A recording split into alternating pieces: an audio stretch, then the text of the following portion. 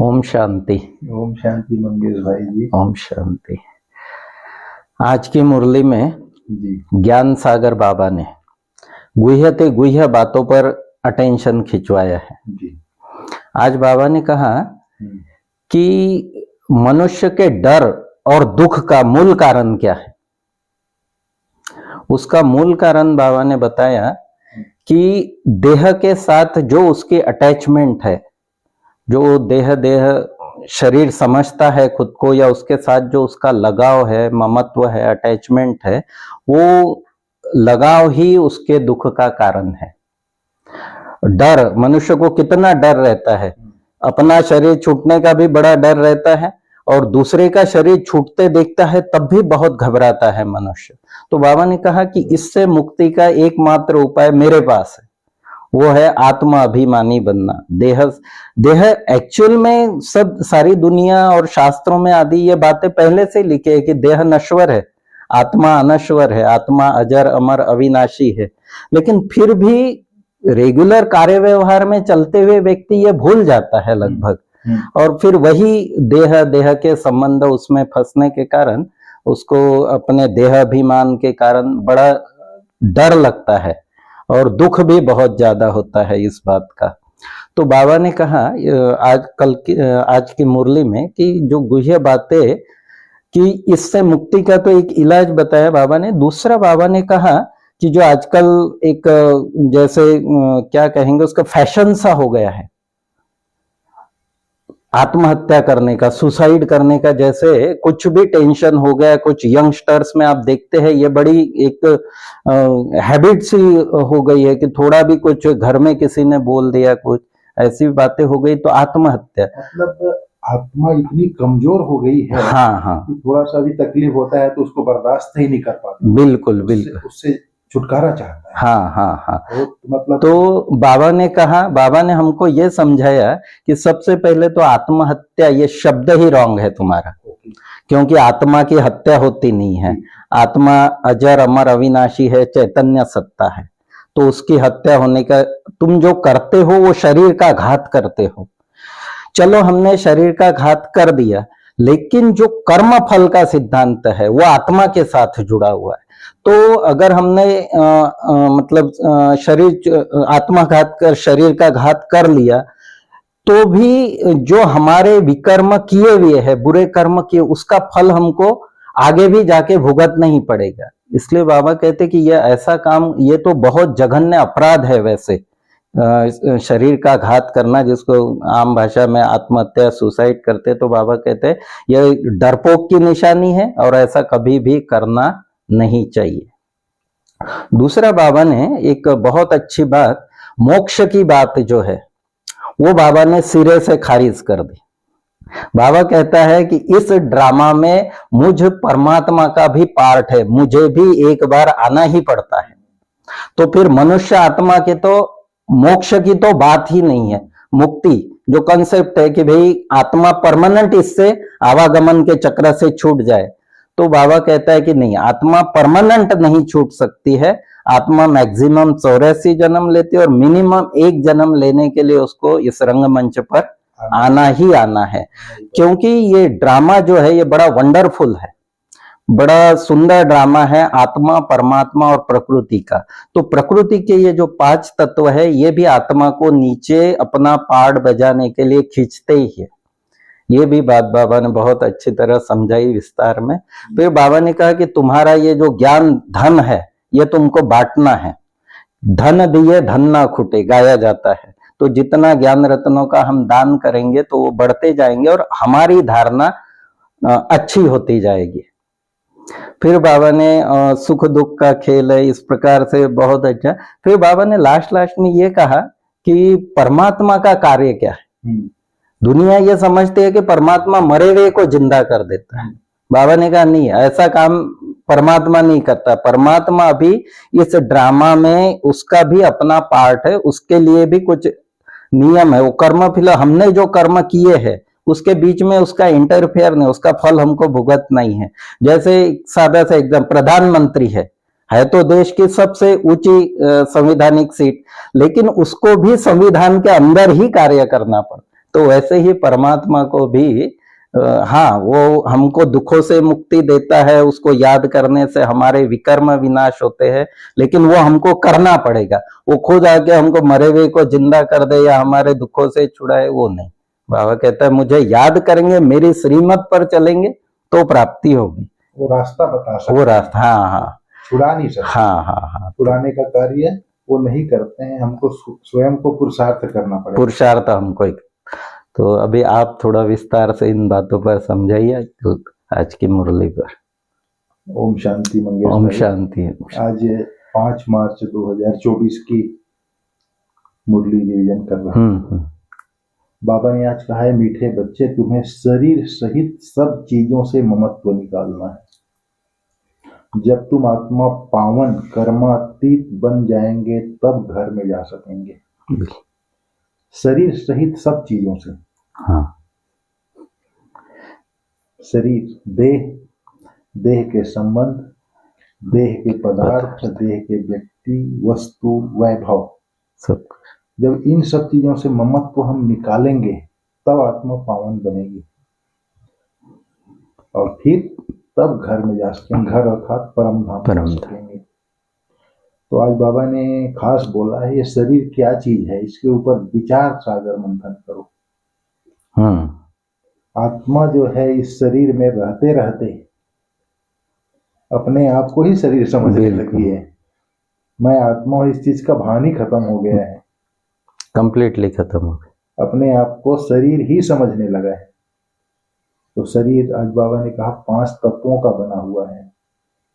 इसलिए 5 तत्व रहने के लिए, जब 5 तत्व है, आत्मा जब कमजोर हो जाती है तो आत्मा को अपने बस में कर देती है। 5 तत्व यहाँ रहने के लिए अपने ओर खींचती है, बोला आज बाबा। आज बाबा ने शरीर का ज्ञान इतना, पूरी मुरली में शरीर का ज्ञान दिया। आज बाबा ने कहा शरीर क्या चीज है, इसका विचार करो, मंथन करो। शरीर 5 तत्वों का बना है, पृथ्वी, जल, अग्नि, वायु, आकाश। बाबा ने ये चीज भी बताया आज। तो मतलब मैं एक बार इस पर चिंतन किया था। जैसे हमारी शिवानी बहन जी बोलती है, शरीर एक वस्त्र है, बोलती है। आपने चिंतन किया कभी? नहीं, इतना डीप में तो नहीं किया। जैसे एक ये वस्त्र है, ये वस्त्र किस चीज का बना है? कपास से, समझो कॉटन। एक्चुअल में ये 5 तत्वों का बना हुआ है। ये कपड़ा, जैसे कपास का बीज है, हम लोग जमीन में डालते हैं। अब एक बीज हमने डाली, अब वो 5 तत्वों में जाता है। पृथ्वी, जल, अग्नि, वायु, आकाश तत्व पड़ते हैं। उसको शोषित करता है, फिर वो पेड़ बनता है।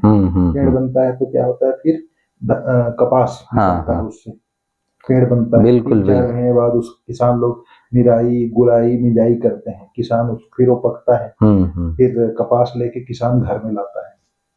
तो मतलब 5 तत्वों से ही उस बिल्कुल कपास बना।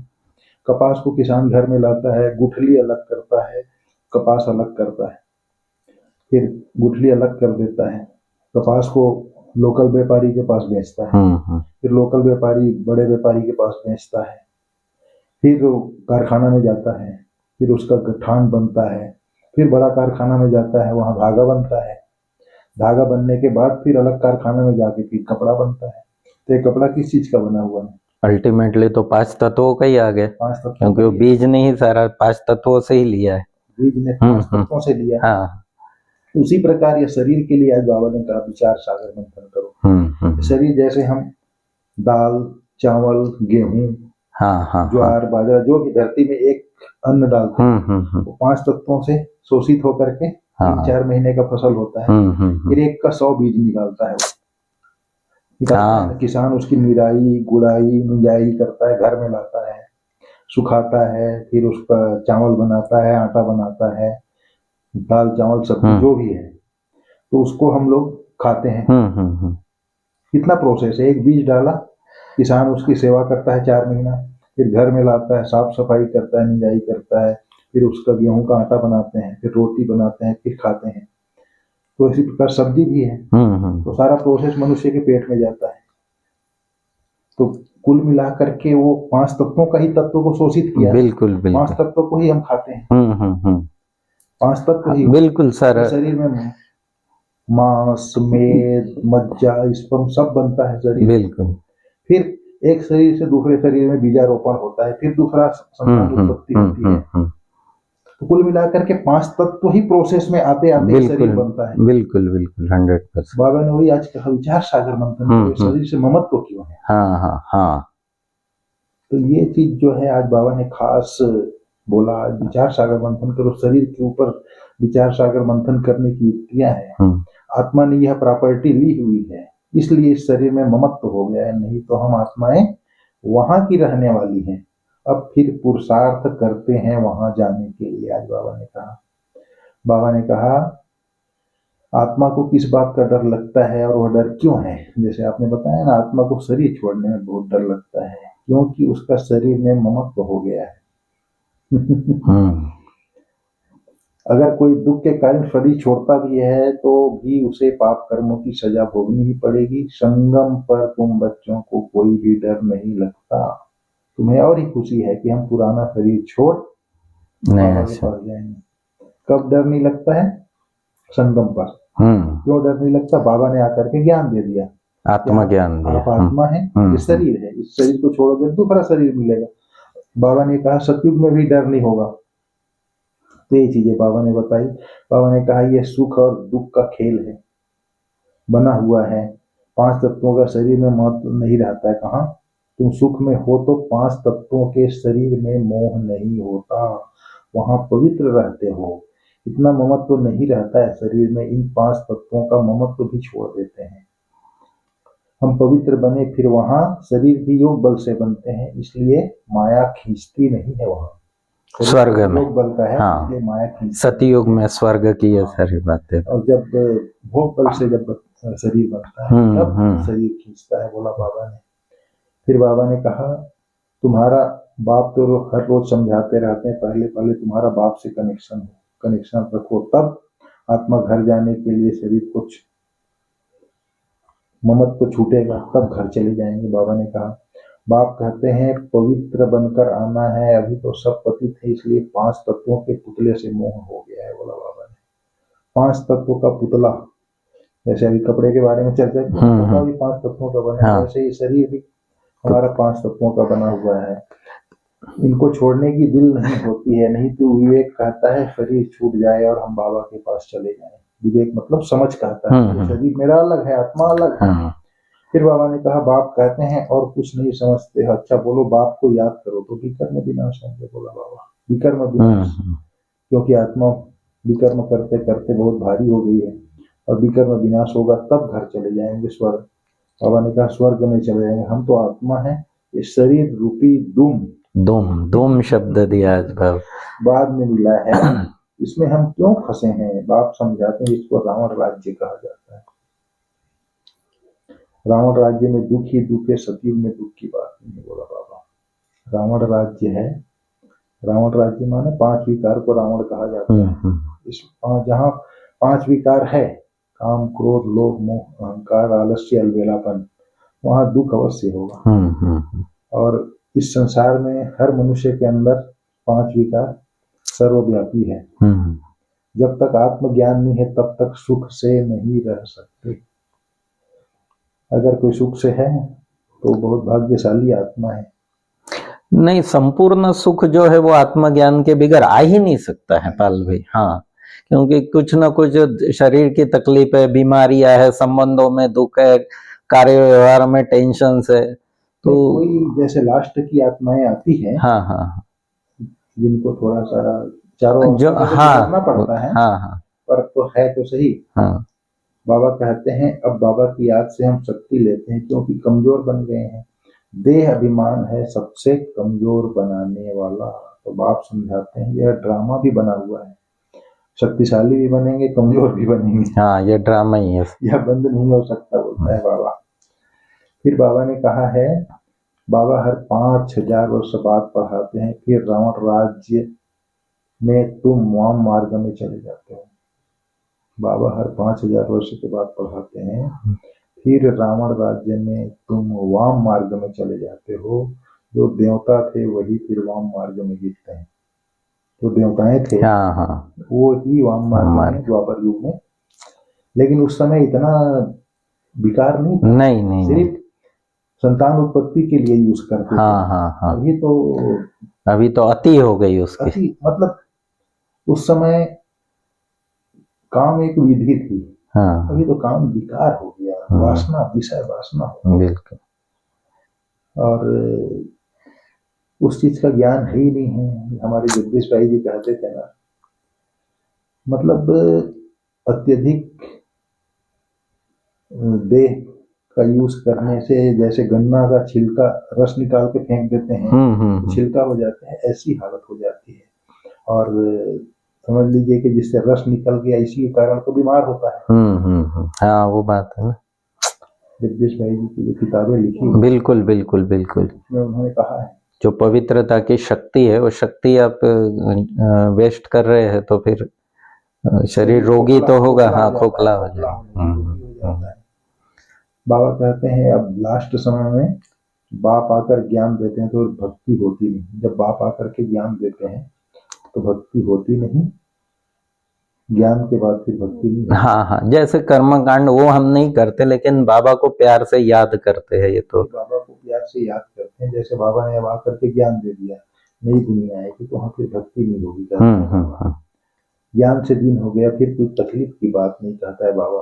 भक्ति है रात धक्का खाने की, वहां तो दुख की बात ही नहीं। कहाँ? स्वर्ग में, सतयुग में। हाँ दुख की बात ही नहीं है। यह सब बातें जो यहाँ सैपलिंग होगा, यह सब बातें जो यहाँ का सैपलिंग होगा उनकी बुद्धि में बैठेगा। हाँ सतयुगी आत्मा होगी, सैंपल जो लग रहा है हाँ। उसकी बुद्धि में ही बैठेगी। यह सब बातें, यह बड़ी महीन बातें हैं, वंडरफुल ज्ञान है जो सिवाय बाप के और कोई समझा नहीं, कोई नहीं समझा। और जैसे आपने कहा ना, भगवान क्या नहीं कर सकते हैं। लास्ट में बाबा ने कहा मनुष्य तो समझते हैं परमात्मा क्या नहीं कर सकता है, परंतु भगवान तो आते ही एक बार हैं और आकर के स्वर्ग का रास्ता बताते हैं। पतित से पावन बनाते हैं। इस शरीर में कब्र दाखिल हो गए हैं हम लोग। उसको जिंदा करते हैं बाबा आकर के, आत्मज्ञान देकर। हाँ। मुक्ति, जीवन मुक्ति का रास्ता बताते हैं, स्वर्ग का रास्ता बताते हैं। ऐसे नहीं कि कोई आदमी देह त्याग किया उसको भगवान जिंदा नहीं वो नहीं कर सकता। आज इंसान जो है अपने आप को आत्मा नहीं समझता तो समझ लीजिए कि कब्र दाखिल ही। हाँ अपने को शरीर ही समझ रहा है। बिल्कुल बिल्कुल। और कितना ईगो, कितना फैशन करता है शरीर समझ के। ब्यूटी पार्लर में जाएगा, ये करेगा वो करेगा। फिर बाबा ने कहा याद की यात्रा का बड़ा चार्ट का बड़ा खबरदारी से रखना है। याद की यात्रा का चार्ट बड़ी खबरदारी से रखना है। योग बल से आत्मा को पावन बनाए, कर्मातीत बन ईश्वरीय लॉटरी को विन करना है। ईश्वरीय लॉटरी क्या लॉटरी है? स्वर्ग की लॉटरी। और अभी वर्तमान में ज्ञान, गुण, शक्तियों का, खुशियों का, श्रेष्ठ संकल्पों का, दुआओं का खजाना अभी का लॉटरी है। और आने वाले सतयुगी दुनिया का स्वर्ग का तो मिलेगा ही मिलेगा। बाबा बोलता है पावन बन घर जाने के लिए 5 तत्वों के पुतले से ममत्व निकाल रखना है, शरीर छोड़ने का डर निकाल देना है, बाबा ने कहा। फिर बाबा ने कहा वरदान में सिद्धि को स्वीकार करने के बजाय सिद्धि का प्रत्यक्ष सबूत दिखाने वाले शक्तिशाली आत्मा हो। सिद्धि को स्वीकार नहीं करना है, बोला बाबा, सिद्धि का प्रत्यक्ष सबूत दिखाने वाले शक्तिशाली आत्मा हो। अब आप सबके सिद्धि का प्रत्यक्ष रूप दिखाई देगा। कोई बिगड़ा हुआ कार्य भी आपकी दृष्टि से, आपके सहयोग से सहज हल हो जाएगा। कोई सिद्धि के रूप में आप लोग नहीं कहेंगे कि हाँ यह हो जाएगा, लेकिन आपका डायरेक्शन स्वतः सिद्धि प्राप्त कराएगा। बिल्कुल। आप जो निर्देश देंगे तब प्रजा जल्दी जल्दी बनेगी, सब तरफ से निकल कर आपकी तरफ आएंगे। यह सिद्धि का पार्ट अभी चलेगा, लेकिन पहले इतने शक्तिशाली बनो जो सिद्धि को स्वीकार न करो तब प्रत्यक्षता होगी। इतने शक्तिशाली बनो जो सिद्धि को स्वीकार न करो तब प्रत्यक्षता होगी। बाबा ने कहा अव्यक्त स्थिति में स्थित हो, मिलन मनाओ तो वरदानों का भंडार खुल जाएगा। अव्यक्त स्थिति में स्थित हो, मिलन मनाओ तो वरदानों का भंडार खुल जाएगा। व्यक्त से अव्यक्त में चले जाओ। तभी जहाँ बाबा बैठा हुआ है हाँ वहां परमात्मा मिलन मनाओ, तब खजाना वरदानों का एक खजाना खजाना। बाप दादा से मिलता रहेगा। ठीक है मंगेश भाई, ओम शांति। ठीक है ओम